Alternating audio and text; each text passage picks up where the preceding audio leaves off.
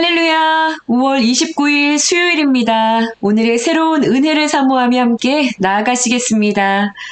하나님, 이 시간을 주님께 드립니다. 주님을 경외하는 마음으로 영혼을 소중하고 존귀하게 여길 수 있는 긍휼의 마음이 부어지는 새날 되길 원합니다. 말씀하여 주옵소서. 예수님의 이름으로 기도합니다. 아멘. 네, 여러분 오늘 말씀은 잠언 14장 20절에서 35절까지 말씀입니다. 가난한 자는 이웃에게도 미움을 받게 되나 부요한 자는 친구가 많으니라. 이웃을 업신여기는 자는 죄를 범하는 자요, 빈곤한 자를 불쌍히 여기는 자는 복이 있는 자니라. 악을 도모하는 자는 잘못 가는 것이 아니냐? 선을 도모하는 자에게는 인자와 진리가 있으리라. 모든 수고에는 이익이 있어도 입술의 말은 궁핍을 이룰 뿐이니라. 지혜로운 자의 재물은 그의 면류관이요 미련한 자의 소유는 다만 미련한 것이니라. 진실한 증인은 사람의 생명을 구원하여도 거짓말을 뱉는 사람은 속이느니라. 여호와를 경외하는 자에게는 견고한 의뢰가 있나니 그 자녀들에게 피난처가 있으리라. 여호와를 경외하는 것은 생명의 샘이니 사망의 그물에서 벗어나게 하느니라. 백성이 많은 것은 왕의 영광이요 백성이 적은 것은 주권자의 패망이니라. 노하기를 더디하는 자는 크게 명철하여도 마음이 조급한 자는 어리석음을 나타내느니라. 평온한 마음은 육신의 생명이나 시기는 뼈를 썩게 하느니라. 가난한 사람을 학대하는 자는 그를 지으신 이를 멸시하는 자요 궁핍한 사람을 불쌍히 여기는 자는 주를 공경하는 자니라. 악인은 그의 환난에 엎드려져도 의인은 그의 죽음에도 소망이 있느니라. 지혜는 명철한 자의 마음에 머물거니와 미련한 자의 속에 있는 것은 나타나느니라. 공의는 나라를 영화롭게 하고 죄는 백성을 욕되게 하느니라. 슬기롭게 행하는 신하는 왕에게 은총을 입고 욕을 끼치는 신하는 그의 진노를 당하느니라. 아멘. 네, 이번 주에 교회를 가는 길에요. 배군역에서 저희 학생 아이들을 픽업하기 위해서 정차를 하고 있었습니다. 그런데 저희 둘째 아이가 엄마, 저기 할머니 뭐 하는 거예요? 라고 이야기하는 거예요. 내다보니까 한 할머니께서 그 배군역 앞쪽에 길에 앉으셔서 소쿠리에 더덕을 담아서 팔고 계시는 모습을 본 것입니다. 그래서 이렇게 말해 주었어요. 사무엘, 할머니께서 지금 저거 팔고 계시는 거야. 잘 봐봐. 더덕이 담겨있는 소쿠리가 모두 하나, 둘, 셋, 넷, 4개. 상추가 담겨있는 봉지, 검은 봉지, 저거 2개. 할머니가 저것을 팔기 위해 하루 종일 저기에 저렇게 앉아 계셔도 저 6봉지 다 팔아도 2만 원도 못 버시겠다. 이렇게 이야기를 했어요. 그리고 잠시 뒤에 저희 차는 금방 출발을 했습니다. 그런데 교회로 가는 차 안에서 이 애가 계속 이야기를 하는 거예요. 엄마, 그래도 저 할머니가 조금은 돈이 있는 거지? 응? 그런 거지? 집이 있는 거겠지? 아빠, 그렇죠? 어떡해. 엄마 너무 불쌍하셔. 계속 그 얘기를 하는 거예요. 그리고 교회에 도착을 해서 이제 주일 예배를 드리고 말씀이 끝날 때 저희가 함께 일어나서 또 손을 들고 기도하고 찬양하는 그 시간에 그래서 서서 부르짖으며 막 기도를 하고 있는데요. 그 기도 중에 아이가 달려와서 제 품으로 파고들어서 저를 꼭 안는 겁니다. 그리고 엄마 하고 얘기를 시작하는 거예요. 시끄러워서 제가 쉿, 사무엘 지금 기도 시간이잖아 라고 했더니 이 아이가 제 얼굴을 막 내려서 제 귀에다 대고 이야기를 시작하는 거예요. 엄마 그 할머니라니 벌써 2시간 이상 지나서 저는 다 잊어버렸어요. 그런데 할머니? 아까 그 길에 앉아 계신 할머니, 그 할머니. 근데 집은 있겠지? 돈도 조금 있겠지? 갑자기 수시간이 지나갔는데 말씀이 끝나고 기도하는 시간에 이 아이가 달려와서 그 이야기를 하는 거예요. 그래서 제가 사무엘, 지금 기도 시간이잖아. 너 계속 생각이 나면 그분을 위해서 기도해. 이렇게 이야기를 했습니다. 그러니까 이 아이가 엄마, 내가 기도하면 하나님이 다 들으시지? 들으시겠지? 당연하지. 그랬더니요, 이 아이가 눈물을 닦으면서 저를 꽉 안고 기도를 시작하는 거예요. 제 아내도 긍휼히 여기는 마음이 없지 않다라고 생각을 하는데요. 이 어린 아이 안에 담아두셨던 그 하나님의 긍휼과 비교할 수가 없더라고요. 여러분, 오늘 잠언 14장 20절에서 35절까지의 말씀 안에는요, 우리의 이웃을 향해 우리가 품어야 하는 그 긍휼한 마음에 관한 가르침이 가득 담겨 있습니다. 먼저 20절에서 세상의 일반적인 사람들의 가치관에 대해서 정의를 내리고 있어요. 여러분 20절을 함께 읽어보겠습니다. 가난한 자는 이웃에게도 미움을 받게 되나 부유한 자는 친구가 많으니라. 여러분 이 구절은요, 사람 안에 있는 이기적인 방향성을 보여주고 있어요. 가난한 자가 이웃에게 미움을 받는 이유가 무엇일까요? 그렇다면 부유한 자에게 친구가 많은 이유는 무엇일까요? 가난한 자가 하나님의 축복을 받지 못했고 부유한 자는 하나님의 축복을 받은 존재라서 그런 것일까요? 그렇지 않죠. 대부분의 사람들은 가난한 자에 대한 마음이 어렵습니다. 가난한 자는요, 그 이웃에게 도움이 될 여지가 없습니다. 오히려 도움을 더 많이 필요로 하죠. 사람들은요, 자신에게 짐이 되고 부담이 되는 그런 존재와의 관계를요, 꺼려하기 마련이죠. 반면에 여유가 있는 그런 부유한 사람들을 대할 때는 자세가 사뭇 달라집니다. 이러한 부유한 자들을 친구로 두면 그를 도와야 할 때보다 무언가 하나라도 혜택을 받고 도움을 받을 수 있는 그런 경우가 많기 때문이죠. 자신의 유익만을 생각하는 그런 방향성을 가지고 있는 일반적인 사회에서의 가치 기준들이 그러하다면 여러분, 오늘날 교회 안에서는 어떨까요? 우리 공동체 안에서는 어떠한가요? 나는 교회 안에서 두루 다니며 조건과 형편을 생각하지 않고 영혼을 대하는 그런 주님의 마음을 가진 자이신가요? 여러분, 우리 예수님은요, 죄인과 세리의 친구가 되어 주셨죠. 예수님은 세상에 가난하고 손가락질 받는 더럽고 냄새나는 그들과 함께 여러분 그들 안에 그들 곁에 머물기를 기뻐하셨습니다. 그분이 우리의 주님이시죠. 그런데 오늘날 여러분 교회 안에서는요, 가진 자와 가지지 못한 자에 대해서 불평등한 그런 대우와 차별이 존재하고 있는 것을 경험할 때가 있습니다. 어떤 10의 1조의 액수를 따라 그 성도를 관리하는 교역자가 달라지기도 하고요. 어떤 능력과 힘이 없으면 직분도 받을 수가 없는 그런 모습을 보이는 교회도 존재합니다. 맞아 하며 누군가가 떠오르시나요? 그러나 여러분 먼저는요, 정직하게 내 안을 들여다 보아야 합니다. 공짜를 좋아하지 않는 사람이 한 사람도 없습니다. 이것은 본성을 거슬러야 하는 것이거든요. 우리 성도들은 자신의 이기적인 마음을 따라서 영혼을 대우해서는 안 되겠지요.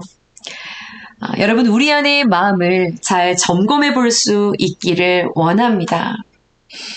하나님은요, 잠언 22장 말씀에 보면 빈부가 섞여 살지만 무릇 그들을 지으신 이는 나 여호와시니라 라고 말씀하셨습니다. 비나거나 부하거나 귀하거나 천하거나 모두가 다 하나님의 형상대로 지음을 받은 존귀한 자들인 것을 기억하며 우리가 영혼을 대할 수 있어야 하겠죠. 여러분, 오늘 본문 21절 말씀에요. 이웃을 업신 여기는 자는 죄를 범하는 자요 빈곤한 자를 불쌍히 여기는 자는 복이 있는 자니라. 어떠한 이유에서라도요. 이웃을 업신 여기는 자는 죄를 범하는 것이고요. 빈곤하고 빈핍한 자를 불쌍히 여기는 것이 복이다라고 말씀하고 계십니다. 이렇게 하지 못하는 자는요. 22절에 악을 도모하며 잘못 가고 있는 자고요. 불쌍히 여기는 마음을 갖는 자는요. 여러분 22절 말씀을 보시면 선을 도모하는 인자와 진리를 따르는 자라고 말씀하고 계십니다. 그런데 여기서 불쌍히 여긴다라는 것의 방법을 이야기하고 있어요. 23절을 보시면 모든 수고에는 이익이 있어도 입술의 말은 궁핍을 이룰 뿐이니라 라고 말씀하십니다. 여러분 무슨 이야기인가요?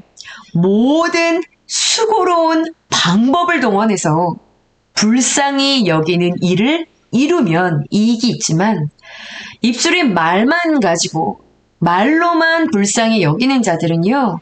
그 입술의 그 말 때문에 자신뿐만이 아니라 상대방을 더욱더 궁핍하게 만드는 것이다 라는 이야기입니다. 열매는요. 수고와 땀을 흘려야 거둘 수 있다는 것이죠. 여러분 누군가가 안타까우신가요?